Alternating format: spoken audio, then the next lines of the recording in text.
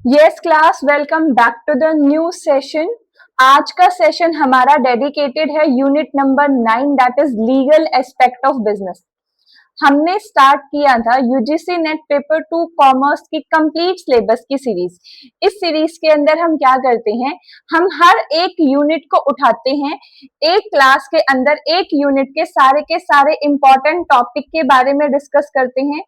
इस यूनिट को आप किस तरीके से कवर कर सकते हैं, उनके कुछ स्ट्रेटेजीज और कुछ हैक्स के बारे में हम डिस्कस करते हैं। साथ में एक उस यूनिट से किस टाइप के क्वेश्चंस आपके फ्रेम होते हैं और उन क्वेश्चंस की एप्लीकेशन किस तरीके से आप सीख सकते हो उसके बारे में हम बात करते हैं। आज की यूनिट आपकी लीगल एस्पेक्ट ऑफ बिजनेस है। देखो, लीगल एस्पेक्ट ऑफ बिजनेस जो आपकी यूनिट है ना, ये एक ऐसी यूनिट है जिसमें बहुत सारे एक्ट हैं। मैम बहुत सारे कितने? बेटा इसमें लगभग लगभग आपके 10 से 12 एक्ट के बारे में आपको स्टडी करना पड़ता है। ठीक है, एक्ट का मतलब समझते हो? मतलब कि कोई ना कोई लॉ है या आप कह सकते हो रूल है, तो उन लॉ के बारे में समझना, रूल के बारे में समझना। तो यहां से इतना तो समझ में आ गया कि इसमें ना मुझे कुछ ना कुछ याद रखने वाली चीजें जरूर मिलने वाली हैं। मुझे कुछ ना कुछ याद रखने वाली चीजें जरूर मिलने वाली हैं। तो सबसे पहली तो याद रखने वाली चीज आपके यही आ जाती है कि हर एक लॉ के ईयर आपको पता होने चाहिए। हर एक लॉ के जो मेन मेन प्रोविजंस हैं वो आपको पता होने चाहिए। कुछ सेक्शन से रिलेटेड यहाँ से बहुत सारे क्वेश्चंस आपके निकल कर आते हैं। ये मैं सिर्फ और सिर्फ अभी कॉन्ट्रैक्ट एक्ट की बात नहीं कर रही हूँ, मैं लीगल एस्पेक्ट ऑफ बिजनेस के अंदर जितने भी एक्ट है सभी के बारे में बात कर रही हूँ। सेल्स गुड्स एक्ट कब आया था, इंटेलेक्चुअल प्रॉपर्टी राइट कब आया था, आईटी एक्ट कब आया था, ये सब आपको पता होना चाहिए। आईटी एक्ट के कुछ आपकी पेनल्टीज, उन पेनल्टीज के बारे में आपको पता होना चाहिए। मैम हमारे इसमें 10 से 12 एक्ट है जैसे कि आपने बताया। जी बिल्कुल, 10 से 12 एक्ट के अंदर कौन सा एक्ट सबसे ज्यादा इंपॉर्टेंस रखता है? वो है आपका इंडियन कॉन्ट्रैक्ट एक्ट। सबसे ज्यादा इंपॉर्टेंट एक्ट आपका इंडियन कॉन्ट्रैक्ट एक्ट है।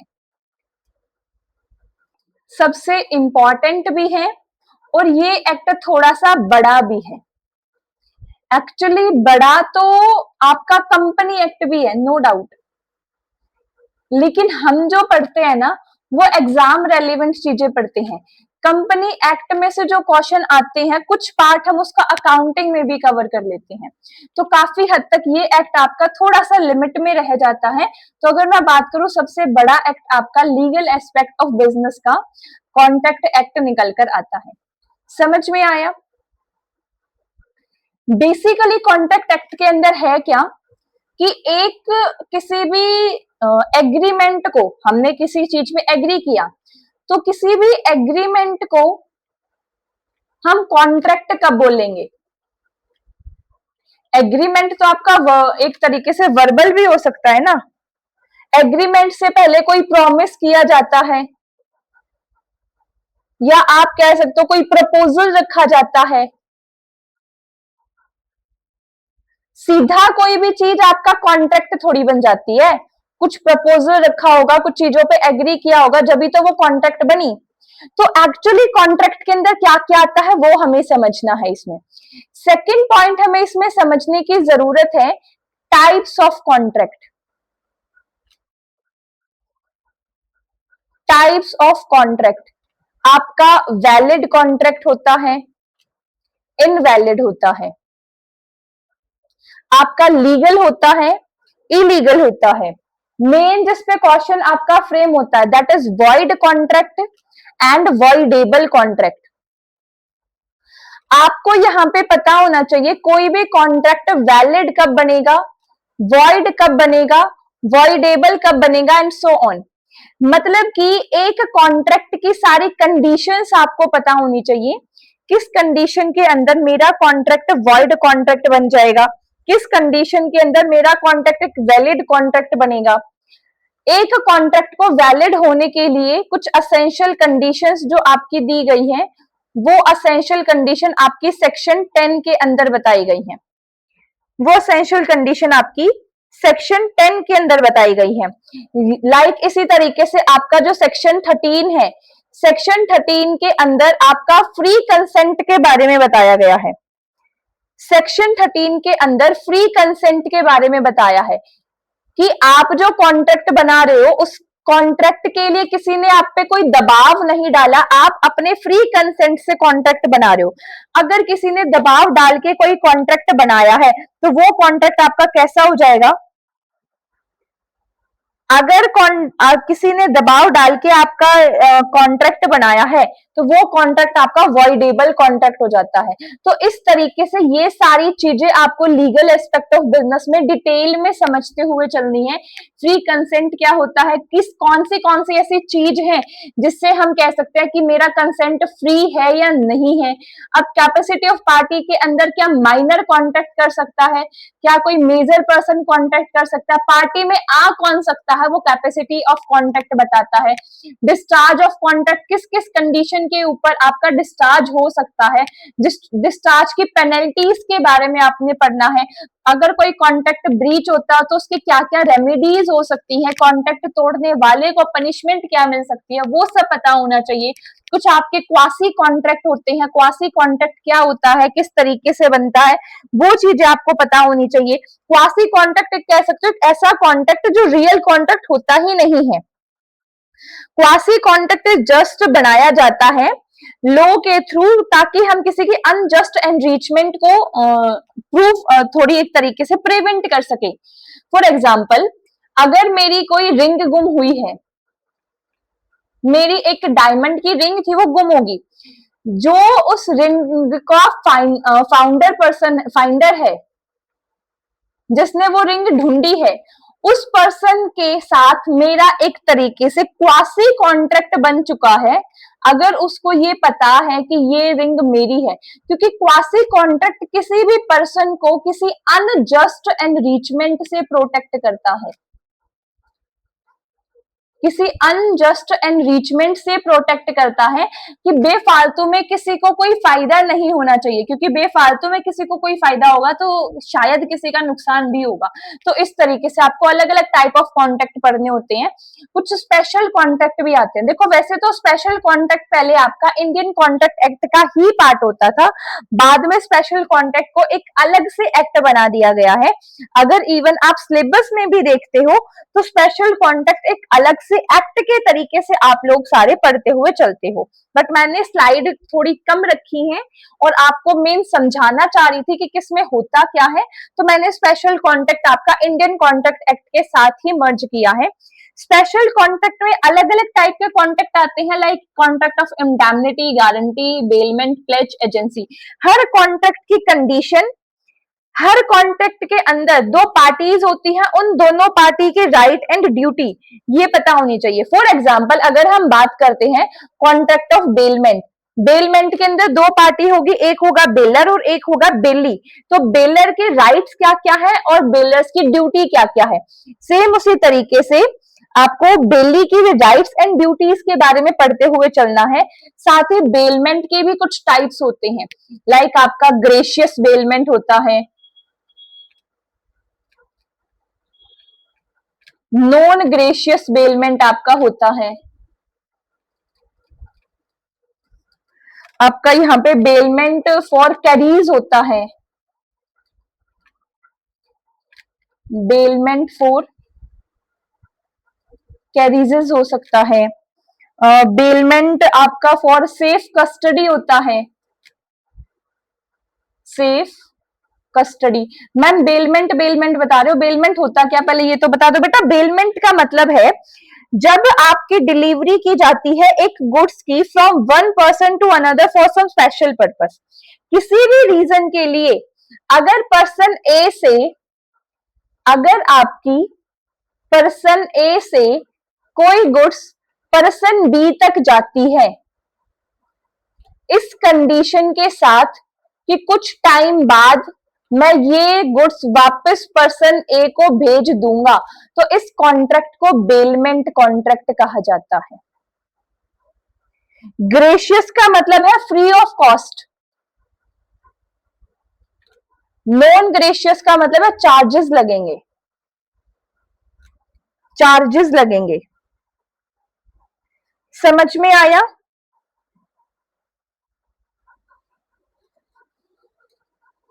बाकी आपका इंडेमनिटी कॉन्ट्रैक्ट होता है, गारंटी कॉन्ट्रैक्ट होता है। इंडेमनिटी कॉन्ट्रैक्ट का मतलब है किसी के लॉस को गुड बनाना।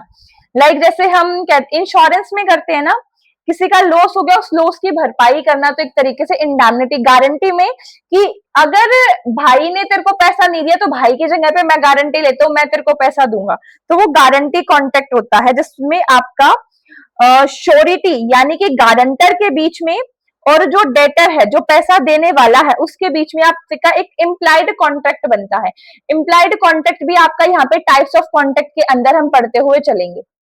क्या बेसिक कॉन्ट्रैक्ट एक्ट में समझ में आया कि कैसे कैसे पढ़ना, क्या क्या चीजें हैं?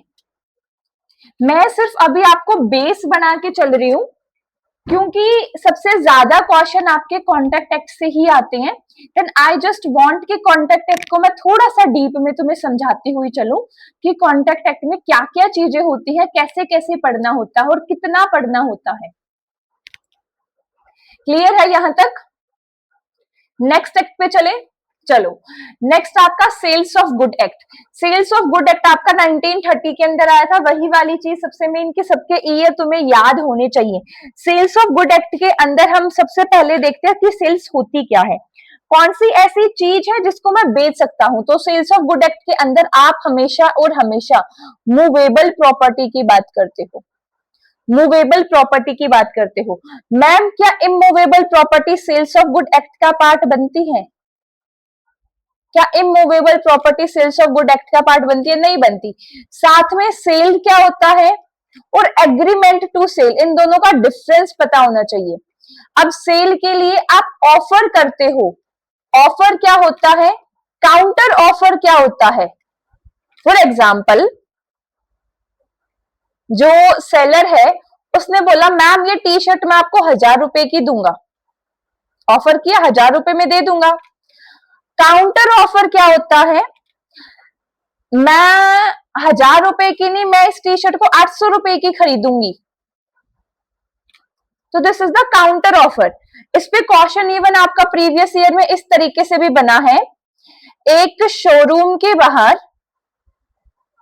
एक डमी पे प्राइस टैग के साथ एक ड्रेस टंगी हुई है, प्राइस टैग के साथ एक ड्रेस टंगी हुई है।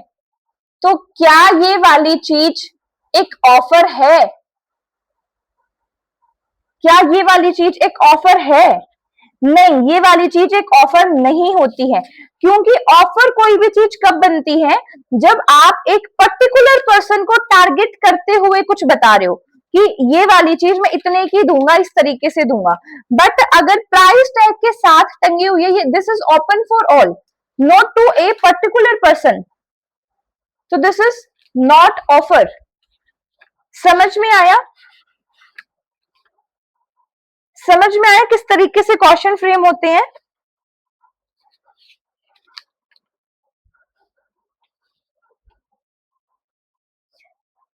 प्लस आपको इसमें कुछ डॉक्ट्रिन ऑफ कैविट एम्प्टर, इसके ये एक तरीके का, कौन सी भाषा का शब्द है ध्यान नहीं आ रहा है मुझे, but caveat, doctrine of caveat emptor में ये बोला जाता है let the buyer aware.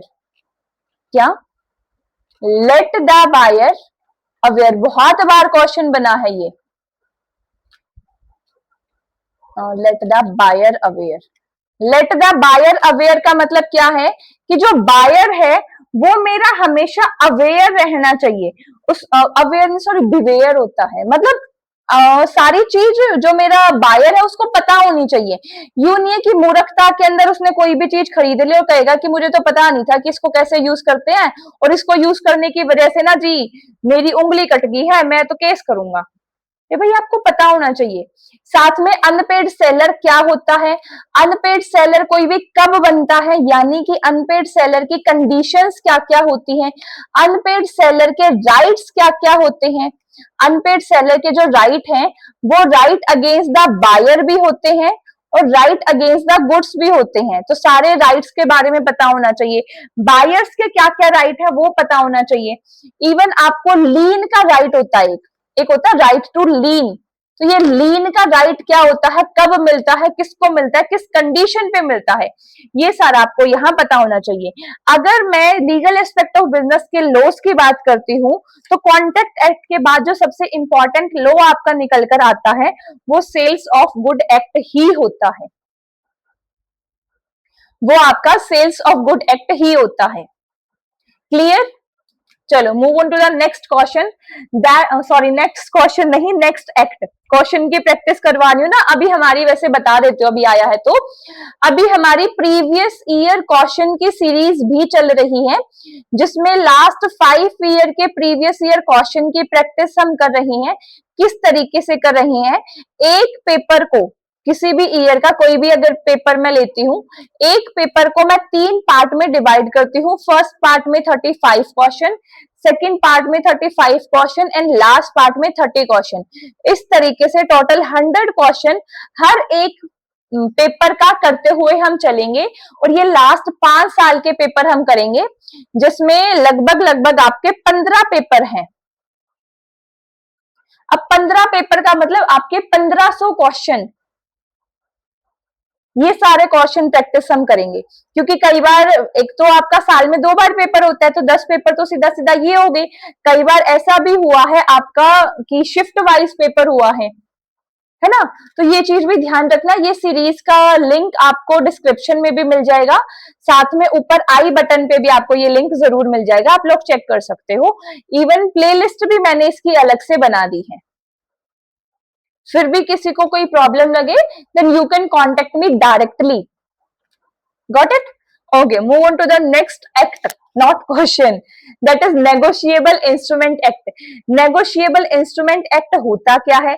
Negotiable instrument कौन कौन से इंस्ट्रूमेंट होते हैं वो सारा आपको पता होना चाहिए। मेनली 3 तरीके के नेगोशिएबल इंस्ट्रूमेंट होते हैं आपके। ये 3 तरीके के नेगोशिएबल इंस्ट्रूमेंट आपको सेक्शन 13 के अंदर बताए गए हैं। पहला होता है आपका promissory note,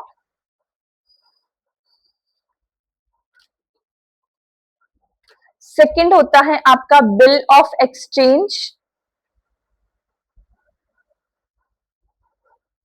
and the last one is cheque. किसी भी इंस्ट्रूमेंट को हम नेगोशिएबल इंस्ट्रूमेंट कब बोलेंगे, उसकी कौन कौन सी कंडीशन होती हैं, कोई भी इंस्ट्रूमेंट आपका नेगोशिएबल इंस्ट्रूमेंट कब बन सकता है, ये सब आपको पता होना चाहिए। मतलब कि बेसिकली आप कह सकते हो नेगोशिएबल इंस्ट्रूमेंट की जो आपके की फीचर्स होते हैं उनके बारे में पता होना चाहिए। जितने भी ये की फीचर्स है, ये तीनों के तीनों नेगोशिएबल इंस्ट्रूमेंट में अप्लाई होते हैं, ये याद रखना। साथ में प्रोमिसरी नोट की कुछ अपनी एजम्पशंस होती हैं, same as with the bill of exchange and the cheque as well. समझ में आया? तो ज्यादा बड़ा एक्ट नहीं है ये, मैक्सिमम टू मैक्सिमम 1 घंटे में खत्म हो जाता है। लेकिन हाँ, अच्छा है, बेसिक नॉलेज के लिए आपको पता जरूर होना चाहिए इसके बारे में। नेक्स्ट एक्ट है आपका कंपनी एक्ट। देखो वैसे तो कंपनी एक्ट आपका बहुत बड़ा है, सबसे बड़ा एक्ट अगर मैं बात करूं तो आपका कंपनी एक्ट है। बट जो हमारा एग्जाम है, एग्जाम के पॉइंट ऑफ व्यू से मैं बताऊं तो इसका कुछ लिमिटेड सा सेक्शन है जो हमसे पूछा जाता है, तो लिमिटेड सेक्शन ही हम कवर करते हुए चलेंगे। बहुत ज्यादा इसमें डीप में जाएंगे तो चीजें गड़बड़ा जाएंगी। कंपनी एक्ट की कंपनीज के बारे में पता होना चाहिए, यानी कि types of company, her type की कंपनी और उसके सेक्शन, सेक्शन से क्वेश्चन बनता है। प्राइवेट कंपनी कौन से सेक्शन में है, 268। पब्लिक कंपनी कौन से सेक्शन में है, 271। 1 पर्सन कंपनी कौन से सेक्शन में है, 262। होल्डिंग कंपनी कौन से सेक्शन में है, 246। तो इस तरीके से आपको सारे एक्टिव सारी कंपनीज के बारे में पता होना चाहिए। फिर इसमें इंपॉर्टेंट पॉइंट जो नेक्स्ट निकल कर आता है, that is the company formation. Company formation के डॉक्यूमेंट्स के बारे में पता होना चाहिए, कौन से डॉक्यूमेंट के अंदर कौन सा क्लोज होता है वो पता होना चाहिए। लाइक आपका मेमोरेंडम ऑफ एसोसिएशन बनता है, आर्टिकल ऑफ एसोसिएशन बनता है। मेमोरेंडम ऑफ एसोसिएशन के अंदर आपके 6 क्लोज निकल कर आते हैं। कौन कौन से क्लोज है मेरे को बताना एक बार, अगर किसी को बताओ। नेम क्लोज आता है, यस मैम। साथ में आपका ऑब्जेक्ट क्लोज आता है, यस मैम। नेक्स्ट आपका कैपिटल क्लोज आता है। Yes ma'am. नेक्स्ट आपका डोमिसाइल क्लोज आता है और आपका लाइबिलिटी क्लोज आता है एंड आपका सब्सक्रिप्शन क्लोज आता है। सब्सक्रिप्शन क्लोज आता है। क्लियर है? इनकॉर्पोरेशन का process, minimum maximum member, management का फ्रेमवर्क से कई बार क्वेश्चन पूछ लिए जाते हैं। मैनेजमेंट का फ्रेमवर्क से भी क्वेश्चन पूछे जाते हैं। बोर्ड ऑफ डायरेक्टर के बारे में, इंडिपेंडेंट डायरेक्टर का सेक्शन पूछ लिया जाता है। और अलग अलग कंपनीज में मैनेजमेंट या आपके जो बोर्ड ऑफ डायरेक्टर है वो किस किस तरीके से काम करता है वो भी पूछा जा सकता है। साथ in the most important authorities and power पे क्वेश्चन आता है। जनरल पावर है, स्पेसिफिक पावर है, और इसमें आपको और क्वेश्चन आता है शेड्यूल्स ऑफ कंपनी। 7 शेड्यूल है आपके कंपनी एक्ट के अंदर। 7 के 7 शेड्यूल को आपको सीक्वेंस में लगाने वाला क्वेश्चन भी आ रखा है। तो इस हिसाब से आपके कंपनी एक्ट को हमें कवर करते हुए चलना है। Clear? Move on to the next, that is LLP. LLP होता क्या है? एलएलपी एक्चुअली एक हाइब्रिड फॉर्म है। एलएलपी आपकी एक तरीके की हाइब्रिड फॉर्म है। किसकी हाइब्रिड फॉर्म है? कंपनी की प्लस आपके पार्टनरशिप की। दोनों के जो भी इंपॉर्टेंट या अच्छे अच्छे फीचर्स है ना, वो आपके एलएलपी ने लिया है। एलएलपी से बहुत ज्यादा क्वेश्चन तो नहीं आते। एक तो एलएलपी की बेसिक कैरेक्टरिस्टिक्स से क्वेश्चन आता है, एक आपके एलएलपी के फॉर्मेशन का प्रोसेस पता होना चाहिए, एलएलपी के वाइंडिंग अप का प्रोसेस आपको पता होना चाहिए। वाइंडिंग और फॉर्मेशन का प्रोसेस आपका कंपनी का भी इंपॉर्टेंट होता है, याद रखना। आपको ये वाले पॉइंट्स आपको यहाँ पे ध्यान में रखते हुए चलने हैं। बहुत ज्यादा से एलएलपी के क्वेश्चन आपके नहीं आते हैं। मेनली ये फीचर्स को डीपली स्टडी करो, फॉर्मेशन और वाइंडिंग अप का प्रोसेस आपको पता होना चाहिए। That's it. इससे ज्यादा क्वेश्चन एलएलपी से मैंने बहुत कम देखे हैं। चलो नेक्स्ट है competition act. Very very very interesting act. Even आपको बेसिक इस एक्ट का जरूर पता होना चाहिए। भले ही एग्जाम के पॉइंट ऑफ व्यू से इंपॉर्टेंट हो या ना हो, पर इस एक्ट के बारे में सबको पढ़ना है। बट ध्यान रखना, ऐसा नहीं है कि एग्जाम के पॉइंट ऑफ व्यू से इंपॉर्टेंट नहीं है। ये एक्ट आपका एग्जाम के पॉइंट ऑफ व्यू से भी इंपॉर्टेंट बन जाता है। कॉम्पिटिशन एक्ट क्या होता है? एक तरीके से एंटी कंपटीशन को रोकने के लिए हम क्या क्या करते हैं। एंटी कंपटीशन के जो एग्रीमेंट होते हैं, वे एग्रीमेंट कौन कौन से होते हैं? उन एग्रीमेंट के अंदर आपके वर्टिकल एग्रीमेंट, हॉरिजेंटल एग्रीमेंट आते हैं। क्वेश्चन ये भी बना हुआ है, कौन सा एग्रीमेंट आपके वर्टिकल एग्रीमेंट का पार्ट है, कौन सा एग्रीमेंट हॉरिजेंटल एग्रीमेंट का पार्ट है। किस लेवल पे हम कहते हैं कि कंपटीशन अब आपका एक लेवल से ज्यादा है? कब हम ये कह सकते हैं कि ये जो मेरा मर्जर है वो अप्रूव होगा या नहीं होगा? लास्ट इसमें जो अमेंडमेंट आई थी उसमें इसके कुछ मर्जर के प्रोविजंस के अंदर चेंजेस आए हैं। तो जो वो चेंजेस आए हैं ना, वो सारे चेंजेस आपको जरूर पता होने चाहिए। फॉर एग्जाम्पल, पहले जो आपके मर्जर का टाइम पीरियड था वो आपका 210 दिन था, कि 210 दिन के अंदर आपको नोटिस मिल जाएगा मर्जर होगा या नहीं। अब इसको रिड्यूस करके 160 डेज कर दिया गया है। इस तरीके से सबके बारे में इवन आपको पता होना चाहिए। समझ में आया?